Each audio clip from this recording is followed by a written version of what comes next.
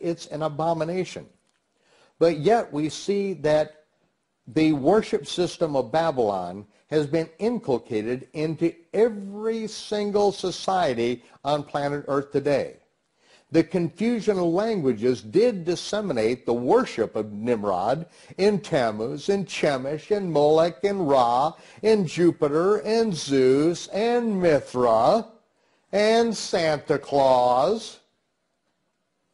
But it's the same God that is worshipped, the God that inspired Babylon, the God that the Brit Hadashah, the New Testament, says that Satan is the god of this world. Satan, who came to Yeshua and offered him all the kingdoms, all the power, all the glory of this world, because he said, it has been delivered unto me, and whomsoever I will, I give it.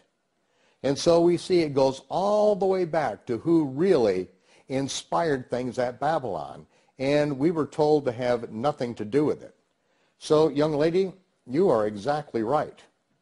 There is no Santa Claus that comes down the chimney. All of these are traditions that came out of Babylon, and they kept on changing in different cultures. But this is one of these traditions that Yahweh said, do not learn the way the heathen do their things. Do not worship their gods, the God of prosperity, the way that the heathen do, and say you're doing it for me. It's an abomination. Now some people will say, oh, that's not what Santa Claus is all about. But, you know, all we have to do is go down to the shopping mall for the last weeks before Christmas, right? Go down there, and who do they have sitting on his throne? A cherry red, pot-bellied God of prosperity that children come up and sit in the lap of Chemosh, and they present their list of what they want for Christmas, for the child mass. It's like their parents are now having their children present it as they sit in the lap of this cherry red God of prosperity. But we no longer incinerate little babies in the hands of Santa Claus, do we? That's not done anymore. What they do in America is they abort millions of babies all year long so that there is not the additional financial strain on whoever was going to have the baby. And then on December 25th, they all give gifts to each other to celebrate the prosperity that they just charged up on their charge cards. Now, right after everyone gets through charging their credit cards to the limit, then they have everyone get before the Christmas tree, which we read about in the scriptures. It says that in Jeremiah, it says, do not be dismayed at the heathen. Don't follow the heathen, for they do this. They cut a tree out of the woods, the work of a workman with an axe. They fasten the tree with hammer and nails so that it doesn't topple over, and then they deck it with gold and silver balls. They deck it with gold and silver. This is exactly how Ra was worshipped. Now, in our culture, in Israel, we started to use evergreen trees, what's called the groves, which we were told to cut down all the groves and to get rid of them. But these groves of evergreen trees is what we did in Israel, but in Egypt, they actually used a palm tree.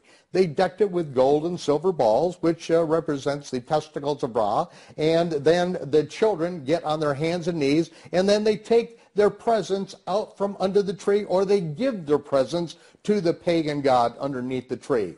This was done thousands of years ago. But since you asked, this is a good time to know the truth. Because when you know the truth sets you free from every man-made religion on the planet.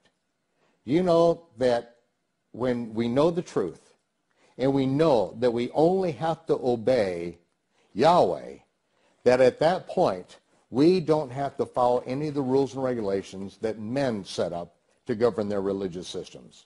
And we are set completely free. Now that you know the truth, now we can go back to Sinai and recognize the first commandment. Yahweh is our Elohim. We are to have no other gods before him, no other gods in his face.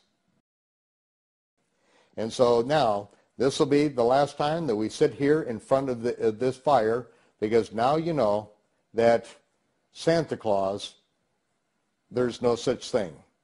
When we trace it all the way back, this cherry red suit represents Satan and the sacrifice of innocent children. It represents the worship of pagan gods. It represents those people who do not know the Elohim, the creator of the universe. They are without God and without hope in this world, and we are to be the ones who are his priests, his prophets, the ones that tell the whole world the truth about the worship of the true God, the God of Abraham, Isaac, and Jacob. So now you know the rest of the story. E depois dessas coisas, vi descer do céu outro anjo que tinha grande poder, e a terra foi iluminada com a sua glória. E clamou fortemente com grande voz, dizendo: Caiu, caiu a grande Babilônia. Sai dela, povo meu, para que não sejas participante dos seus pecados e para que não incorras nas suas pragas. Sei que é difícil entender como tantas coisas foram se modificando com o decurso do tempo. Todavia, é extremamente importante reconhecermos aonde caímos para que possamos nos erguer. Uma pergunta fica no ar. Se o opositor Hassatam trouxe as festas pagãs para o seio dos adoradores do Eterno, quais seriam as festas santas, Kadosh, as festas do Senhor? Aguardem.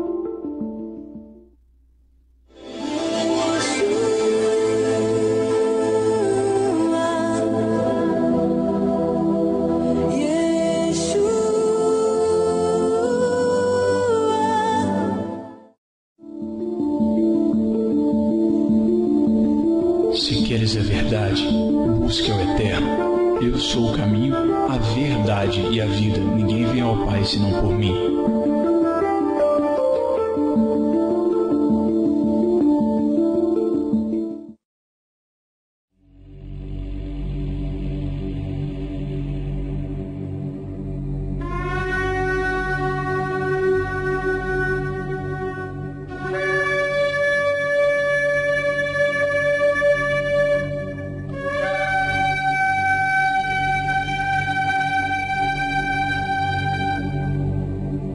יברכך אדוני וישמרך. יאר אדוני פניו אליך ויחונקה.